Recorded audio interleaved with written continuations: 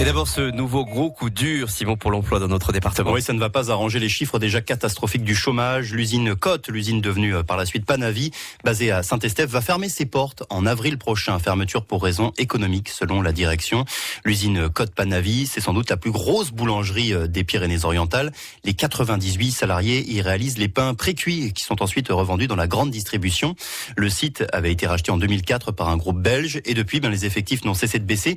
Mais cette fermeture, annoncée hier, c'est tout de même une grosse surprise, une grosse déception pour Jérôme Capdevielle, le secrétaire départemental de Force ouvrière. FO, c'est le syndicat majoritaire dans l'entreprise. Le choc est palpable, c'est évident. Je pense que tout le monde est surpris sur l'ampleur de la décision prise par le groupe. C'est donc un coup dur parce qu'on sait derrière toute la difficulté qu'il y a à retrouver de l'emploi.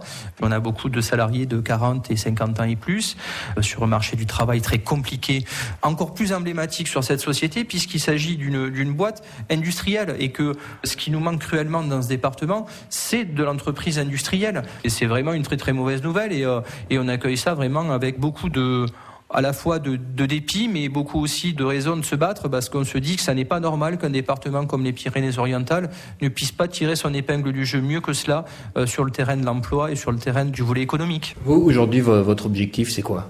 L'objectif, c'est permettre aux salariés de pouvoir repartir, bien entendu, avec une compensation financière en adéquation avec le préjudice subi et ensuite des éléments d'accompagnement sociaux, notamment à l'aide à la recherche d'emploi. Donc, il va y avoir, bien entendu, puisqu'il s'agit d'un groupe de plus de 1000 salariés au total au niveau européen.